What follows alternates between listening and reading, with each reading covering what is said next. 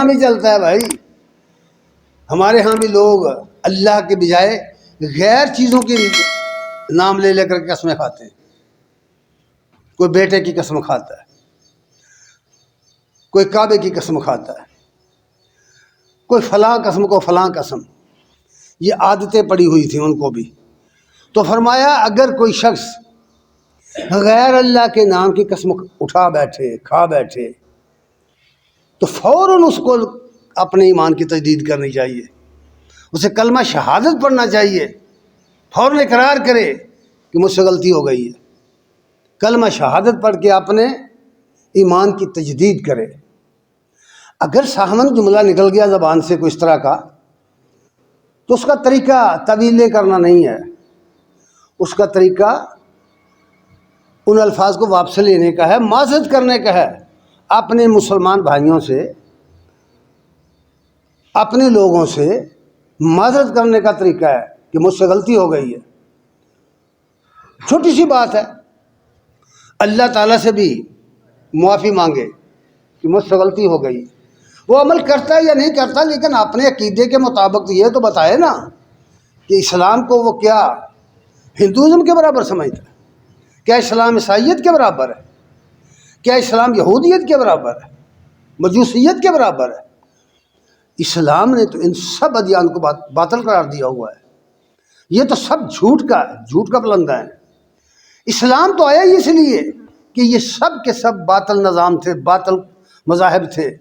ان کو مٹانے کے لیے اور ان کے اوپر غالب کرنے کے لیے اللہ نے اپنا رسول بھیجا، اپنا دین دے کے، قرآن دے کے. اس حوالے سے یہ بات فرمائی گئی ہے. فرمایا کہ جو شخص توبہ کرے الا الذین تابوا من بعد ذلک، جو اس غلطی کے بعد توبہ کا راستہ اختیار کرے، واصلحوا، اور اپنی اصلاح کر لے، اپنے آپ کو ٹھیک کر لے، اپنا عقیدہ ٹھیک کرے، اپنا قول ٹھیک کرے، اپنا عمل ٹھیک کرے، فإن اللہ غفور رحیم، تو بے شک اللہ تعالیٰ بخشنے والا مہربان ہے.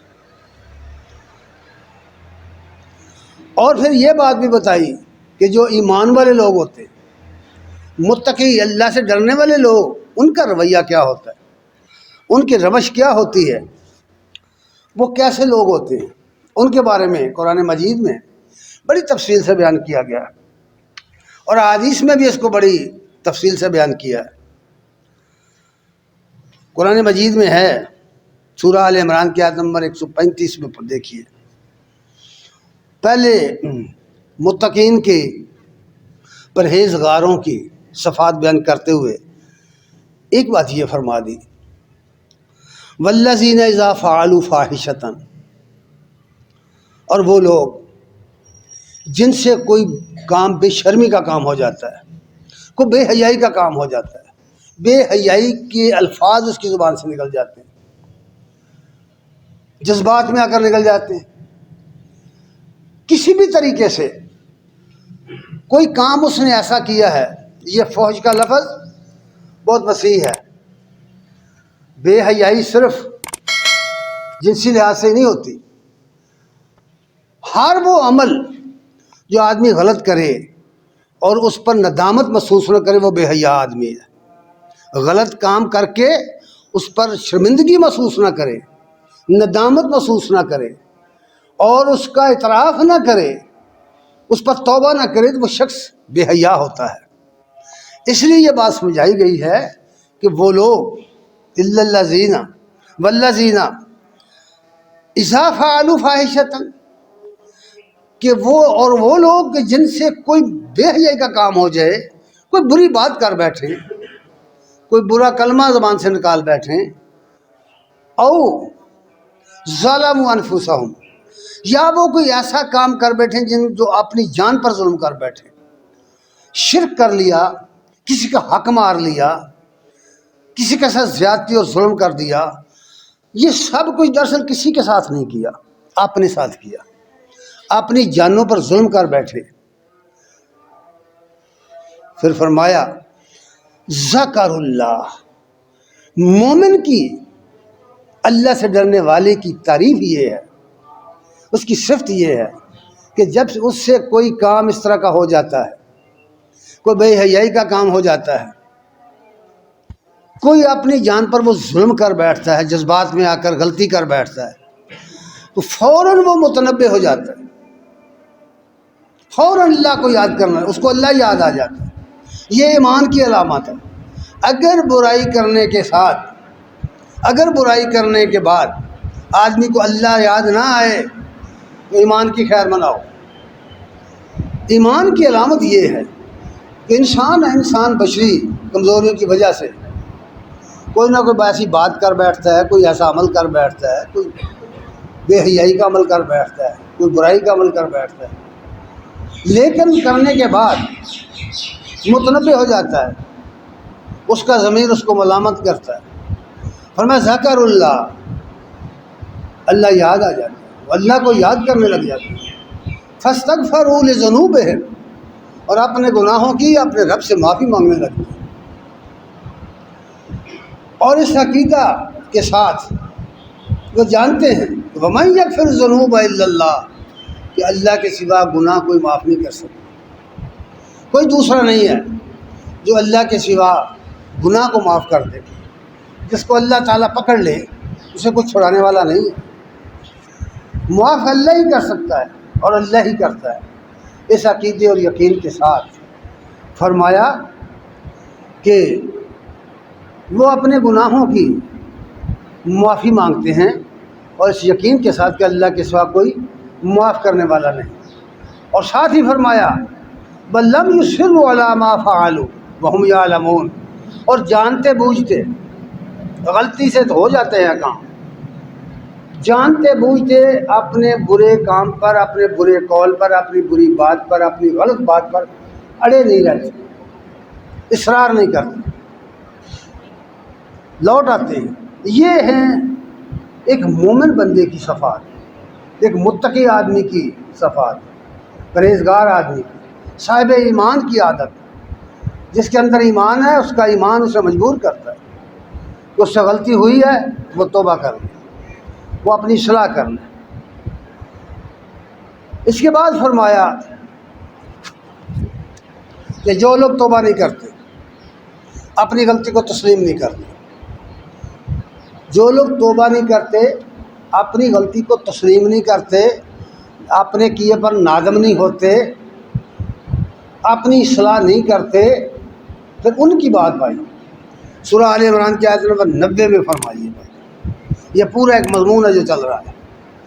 اس میں فرمایا ان الذین کفروا بعد ایمانہم، ان الفاظ پر ذرا غور کری، گہری نظر سے ان پر غور کرو، ڈیپلی دیکھو ذرا ان الفاظ کو۔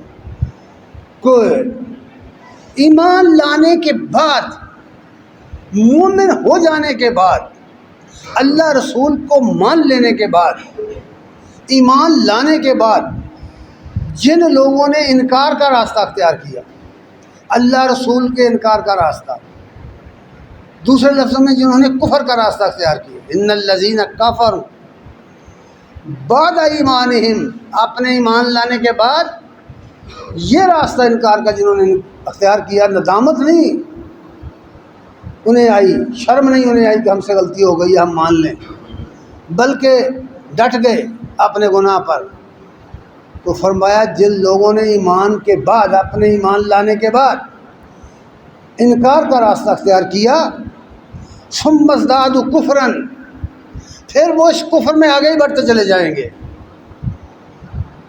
پھر ان کی اصلاح کی کوئی امید نہیں ہے۔ کیونکہ جو شخص جانتے بوجھتے اپنی غلطی پر اصرار کرے، اپنی غلطی کو تسلیم نہ کرے، اس پر توبہ نہ کرے، اس پر اصلاح اپنی نہ کرے، اسے ہدایت نصیب نہیں ہوتی۔ اللہ تعالیٰ کا وعدہ لا یہدی القوم الظالمین، اللہ تعالیٰ ظالموں کو سیدھی راہ نہیں دکھاتا، توفیق ہی نہیں دیتا۔ اس لیے فرمایا ثم ازدادوا کفرا، ایسے لوگ کفر میں ترقی کرتے ہیں، ان کا کفر بڑھتا چلا جاتا ہے، ان کا انکار بڑھتا چلا جاتا ہے۔ لن تقبل توبتہم، پھر ایک وقت ایسا آ جاتا ہے کہ وہ توبہ کرتے ہیں تو قبول نہیں ہوتی۔ اس کی مثال قرآن نے بیان کی، موسیٰ علیہ السلام ان کی قوم بنی اسرائیل جب وہ مصر میں غلامی کی زندگی گزار رہے تھے تو موسیٰ علیہ السلام نے کئی سال فرعون کو دعوت دی، وحدہ لا شریک اللہ کی طرف بلایا، اسلام کی دعوت دی، بار بار دی، معجزات دکھائے، بڑے بڑے معجزات دکھائے، بڑے بڑے مقابلے ہوئے، لیکن وہ نہیں مانا۔ حتیٰ کہ اس سے کہا کہ تو انہیں ہماری قوم کو جو غلام بنا رکھا ہے انہیں آزادی دے دے، ہم تیرا ملک چھوڑ کے چلے جاتے ہیں، ہمیں ہجرت کر جانے دے۔ وہ اس بات کو تسلیم کرنے کے لیے تیار نہیں ہوا۔ پھر اللہ تعالیٰ نے حکم دیا اپنے پیغمبر کو کہ اپنے لوگوں کو لے کے رات کے وقت نکل جاؤ، اور یاد رکھنا تمہارا پیچھا کیا جائے گا۔ آپ نکلے، قصہ مختصر کہ آپ سمندر سے پار ہو گئے، بحیرہ کلثم سے پار ہو گئے، اور جب وہ اپنے لاؤ لشکر لے کر آیا اور اس نے دیکھا کہ اسی راستے سے بنی اسرائیل گزر کر پار چلے گئے ہیں تو اس نے بھی اپنے گھوڑے ڈال دیے۔ جب وہ غین منجدھار کے اندر آیا تو پانی اس کے اوپر چھا گیا۔ پھر کیا ہوا؟ پھر کہتا ہے کہ تبت الآن، کہتا میں توبہ کرتا ہوں، آمنت برب موسیٰ و ہارون، میں موسیٰ اور ہارون کے رب کو مانتا ہوں، ایمان لاتا ہوں۔ جواب آیا اب لاتا ہے، پہلے کیا کرتا رہا ہے؟ اب تیری موت کا وقت آ گیا ہے، اب نہیں بچ سکے گا تو۔ فرمایا وَنَجَّيْنَاكَ بِبَدَنِكَ، ہم تیرے جسم کو بچا کے رکھیں گے، قیامت تک باقی رہے گا، دنیا تیری لاش کو دیکھ دیکھ کر عبرت حاصل کرے گی کہ یہ ہے وہ فرعون، یہ ہے خدا کا باغی جس کا نعرہ تھا کہ انا ربکم الاعلی، میں تمہارا بڑا رب ہوں۔ تو اللہ تبارک و تعالیٰ اس لیے فرما رہے ہیں کہ جو شخص اس سارے کچھ کے باوجود نہیں مانتا اور سیدھی راہ پر نہیں آتا، دلائل آ جانے کے باوجود اس کو اصرار ہے اپنے گناہ پر، اپنی ضد پر اڑ گیا ہے، تو یاد رکھے کہ اللہ کی گرفت بہت سخت ہے، اللہ کی پکڑ بہت سخت ہے۔ ان رب کا، تیرے رب کی پکڑ لشدید، بہت سخت ہے۔ اس لیے فرمایا کہ ہوش سے ناخن لو، توبہ کرو، بچ جاؤ، لیکن اگر نہیں تو پھر فرمایا ثم ازدادوا کفرا، کفر میں بڑھتا جائے گا، لن تقبل توبہ، تو ہمیں ایک وقت آئے گا کہ اس کی توبہ قبول نہیں ہوگی۔ اس لیے نہیں ہوگی وَأُولَٰئِکَ هُمُ الضَّالُونَ، کہ دراصل یہ گمراہ لوگ ہیں، بھٹکے ہوئے لوگ۔ گمراہی کی علامت بیان کی گئی ہے کہ جو شخص غلط کام کر کے تسلیم نہ کرے وہ گمراہ ہوتا ہے۔ نشان لگا کے بتا دیا کہ گمراہ کون ہوتا ہے، پہچانا جا سکتا ہے آدمی اس دنیا میں، کہ جو شخص غلط آدمی کام کر کے، غلط بات کر کے اس کے بعد اس کو مانتا نہیں، تسلیم نہیں کرتا کہ میں نے غلطی کی ہے،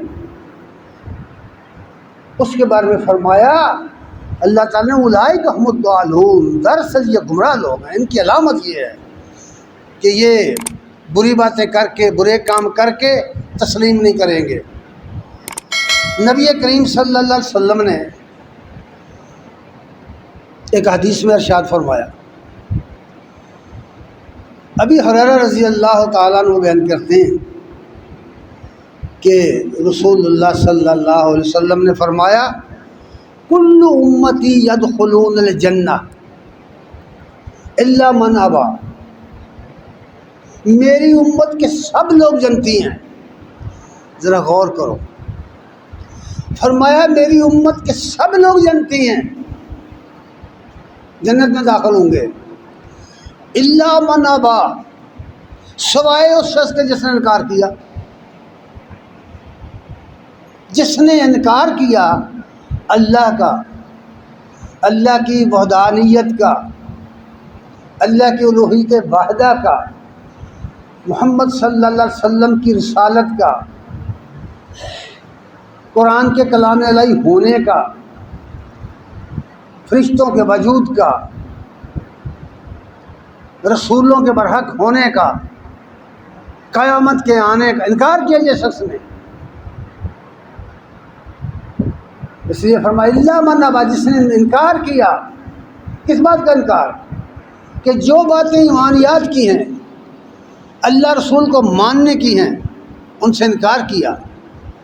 فرمایا وہ نہیں جنت میں جائے گا، میری ساری امت جائے گی جنت میں، لیکن وہ شخص نہیں جائے گا۔ قیل ومن ابا، پوچھا گیا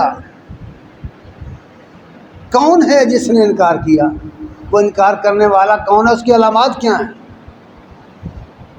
آپ نے ایک جملہ فرمایا، ایک بات فرمایا قال من اطاعنی داخل الجنہ، جس نے میری اطاعت کی وہ جنتی ہے، جس نے میری اطاعت کی وہ جنتی ہے۔ ایمان اور اطاعت جب ملتے ہیں تو جنت ملتی ہے۔ پہلے ایمان پھر عمل۔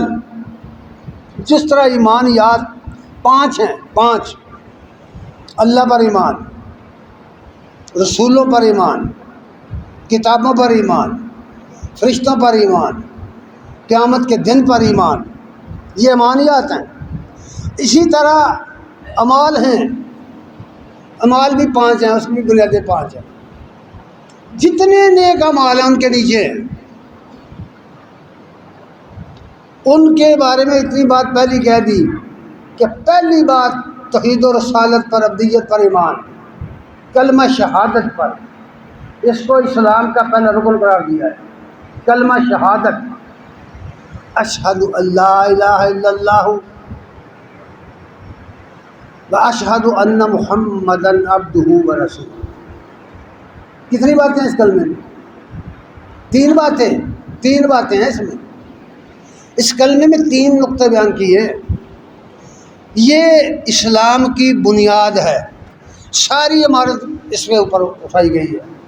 اس پلاٹ ہے، بنیادی پلاٹ ہے یہ۔ اور اس کلمے کو نماز میں اس لیے رکھا ہے تاکہ ہر شخص اس کو پڑھے، اس کو رٹے، اس کو ذہن میں حاضر کرے اور اسے پتہ ہو میں کیا کہہ رہا ہوں، میں کس بات پر ایمان کا اعلان کر رہا ہوں۔